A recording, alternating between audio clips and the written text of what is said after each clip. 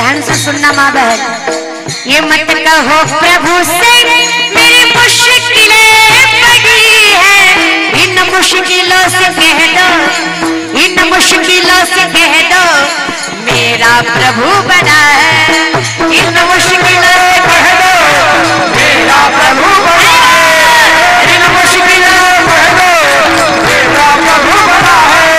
राधे राधे राधे राधे गोविंद राधे, गोविंद राधे, राधे राधे गोपाल राधे, गोपाल राधे, गोविंद राधे बोलो गोपाल राधे, गोपाल राधे, राधे बोलो गोपाल राधे,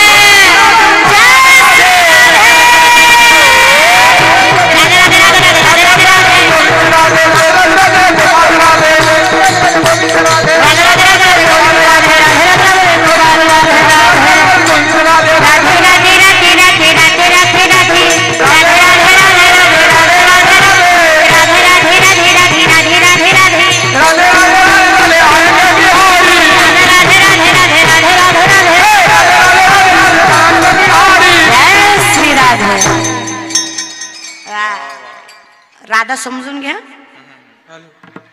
तुम्हाला वाटतं तुमची शिवडी राधा आहे, राधा लय गोड आहे, राधा आहे ती मीठे रस से भरी राधा रानी लागे, महारानी लागे म्हणे खारो खारो जमुना चिरो, म्हणे खारो खारो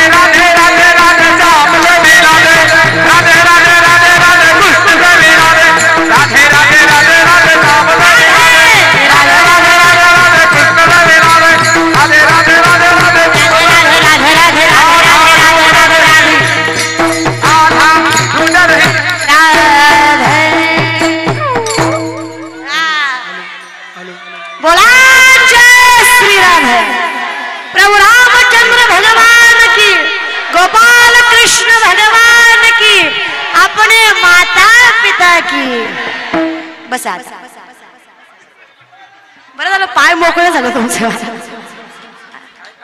आणि जसं जमेल ना तसा आनंद घेत जा, ताकद खूप आहे. फक्त बोलताना बोला, बसताना बोलायची गरज नाही, नाही का?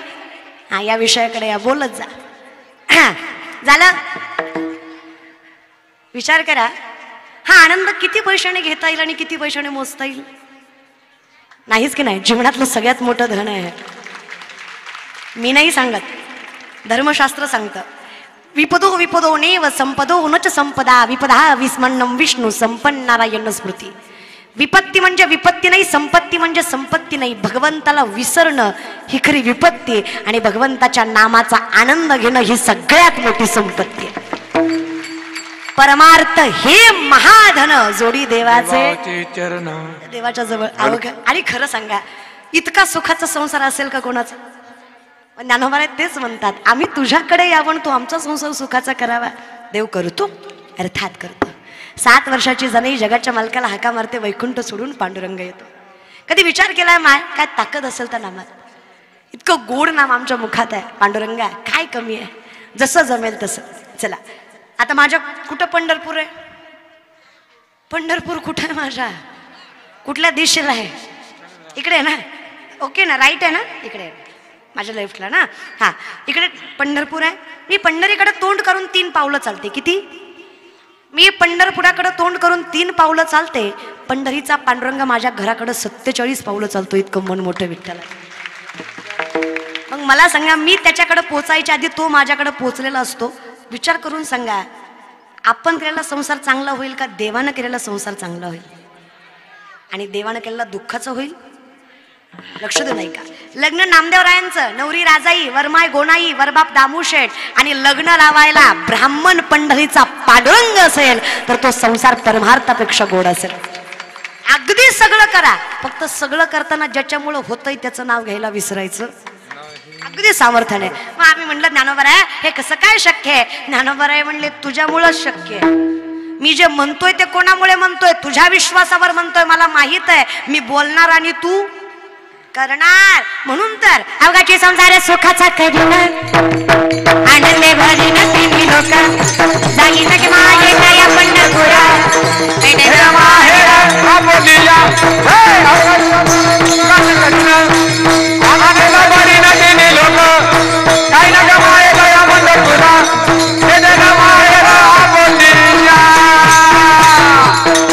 असं वाटत होतं दिवे घाटात पळतोय ना. अवघाची संसार सुखाचा कर. आणि आमच्याकडे आपल्याकडे कसं असतं, जर दिवेघाट संपत नसला आणि हरिपाठ संपवायचा असला, आता मुक्कामाचं ठिकाण जवळ आलं नाही का, सासवड जवळ, आता दिवेघाट संपवायचा आहे आणि हरिपाठही संपत नाही. कारण कधी कधी उशीर झाला तर हरिपाठ आपण दिंडीतच घेतो, तिथं जाऊन घेत. जेव्हा संपवायचं असतो तेव्हा असा गोंधळ असतो मला बरं का. अवघाची संसार सुखाचा करीन, आनंदी भरीन तिन्ही लोक, जाईन गे माय या पंढरपुरा भेटेन माहेरा. आयुष्यात एकदा वारी करा. एकदा पूर्ण नाही जमली हरकत, 1 2 3 4 5 6 दिवस जेवढं जमल एकदा. जेवढा आनंद आयुष्यात कधी आला नसेल ना, खरा आनंद त्या वारीमध्ये. तो वारी वारी मी बघा, माझ्या आईच्या पोटातली 1 + 23 म्हणजे माझे 2 तप झाले. मी वाऱ्या करते तो. आणि तो जो महिना असतो ना तो आषाढीचा, पाऊसही असतो, ऊनही असतं, सगळं अगदी सामर्थ्याने. ही जी म्हणजे पंढरीची जी वारी आहे ना, त्याचा आनंद घ्या. तिथं कळेल सर्व सुकृताचे. म्हणजे आनंद जे आहे, या आनंदाचा जी खरी उपभोक्ता आहे, जो खरा उपभोग आहे, तो वारीत कळणार. म्हणून ज्ञानोबाराय म्हटले, मी माझ्या जीवेची आवडी पंढरपुरा. आणि संतांच्या शब्दात ताकद बघा. ज्ञानोबारांचा एक शब्द की पंढरीची वारी मला आवडते, ह्या एका शब्दावर आज कित्येक वर्ष झाली आळंदी ते पंढरपूर लाखो माणसं चालतात. ती शब्दाची ताकद आहे संतांच्या. खूप जी धर्मात आपल्या जी ताकद आहे ना या संप्रदायात, बा तुम्ही विचारच करू शकत नाही. आमदार साहेबांचं मनापासून स्वागत आहे सप्त्यामध्ये, माझ्या कीर्तनामध्ये. कारण जगद्गुरु तुकोबारायांचं कीर्तन आहे आणि छत्रपती शिवराय यावे. जगद्गुरु तुकोबारायांनी पायाचं घोंगडं काढावं आणि शिवरायांना टाकावं. छत्रपती शिवराय म्हणावे, महाराज मी महाराज वेगळा आहे, तुम्ही महाराज वेगळे आहेत. तुमचं व्यासपीठ तुम्हाला शोभतं, स्वराज्याचा धनी, पण कीर्तनात मातीत बसायचा इतकी ताकद त्या कीर्तनात आणि त्यांच्याकडे. आणि हिंदवी स्वराज्य टिकलं ना त्याचं कारण फक्त नम्रता होती. पाय तसं नाकावर टिचून. आणि आता आमची पोरं फक्त ओरडतात, तुम्ही शिवराय आम्ही तुमचे मावळे. तसं आपण डोमकावळे, आपल्या म्हणजे ते आपल्या अक्कल नावाची गोष्ट नाही आहे. म्हणजे साधा विचार आहे, सुपारीच्या खंडाचं व्यसन नव्हतं माझ्या राजाला. आपण व्यसन करून शिवभक्ती करू शकत नाही प्रथम तर. आणि द्वितीय मावळा आहे ना, शिवराय सोडा तेवढी लायकीच नाही आपली. मावळा आहे ना, तरुण मंडळी कीर्तन उपस्थित म्हणून सांगते दादा, बहीण म्हणून ऐका मावळा कशाला म्हणतात. 32 इंचा छाती, 140 ते 160 किलो वजन, 7.5 ते 7 फूट उंची, नजरेत असा अंगार की अर्धा शत्रू बघून गार व्हायचा, पोलादही हातानं वाकावा एवढी ताकद. शिवरायांचा रामा नावाचा साधा सुद्धा मावळा युद्धात त्याचे दोन्ही हात गेले. मावळा घरी बसला कळताच राजा भेटायला आले. राजे भेटायला आले बघून मावळ्याच्या डोळ्यातनं पाणी आलं. मावळा रडायला लागला. राजे किंचाळले, लाज वाटत नाही? अरे हर हर महादेव घोषणा करत मातीसाठी प्राणपणाला लावणार अशी शपथ घेतली होतीस, हात गेले म्हणून रडतोस? विश्वास नाही का या राजावर? तुझे लेकर बाळ मी काय उन्हात अनात टाकेन? अरे विश्वास ठेव, तुझा उदरनिर्वाह करायचा हिम्मत माझ्यात, ताकद माझ्यात आहे. नाही राजा, गैरसमज झाला ना वो तुमचा राजा. अव जिंदगानीत प्राणपणाला लावला पण कधी रडलो नाही राजा. अरे मग आता का रडतोस? वाईट वाटतं या राजा. माझ्या झोपडीत माझा राजा माझा बाप शिवबा आला, पण त्यांना मुजरा करायला दूर दैव्याकडं हात शिल्लक नाही. या खंतनं डोळ्यात पाणी येत आहे राजा. याला मावळा म्हणायचं. एवढी निष्ठा होती दादांनो मावळ्यात, इतकी निष्ठा. 56 लाख कोटीचं तख्त शंभूराजांना मुघल देत होते. आकडा ऐका, आकडा येईन. कळलं त्यालाच कळलं महाराज. प्रथम तर विनोद न कळणं हा सगळ्यात मोठा विनोद आहे. आयुष्यातला सगळ्यात मोठा विनोद आहे की त्याला विनोद कळत नाही. कीर्तन झाल्यावर एक हसत होता. म्हणलं झालं, ती म्हणला सुरुवातीचा विनोद आता कळला. एवढ्यावर काय भजन करीत होता का? इतकी म्हणजे लोक असले मेंटॅलिटीची भेटतात ना मला. परवा दिवशी एका कीर्तनात एक माणूस उभा राहिला. कीर्तन झाल्यावर त्याला आभार मानायचे होते. तो म्हणला, आपल्या गावात हरिभक्त परायण कुमारी शिवलताई पाटील आल्या, त्यांनी काय सुंदर कीर्तन केलं. गाववाल्यातर्फे कुटुंबातर्फे ताईंना भावपूर्ण श्रद्धांजली.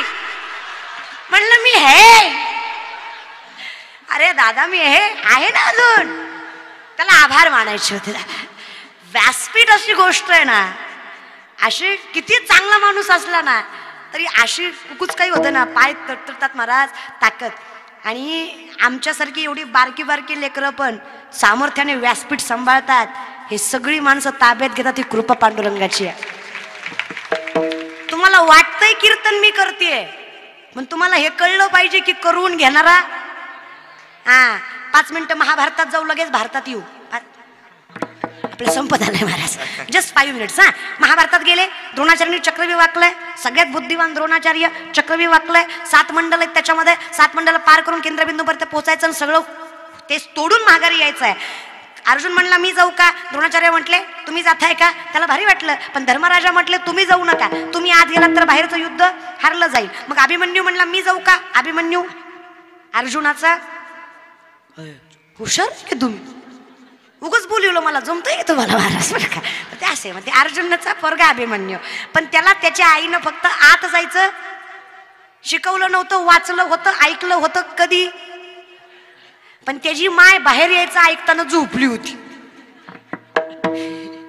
कळतंय? त्याची माय बाहेरचं ऐकताना, त्याच्यामुळं त्याला फक्त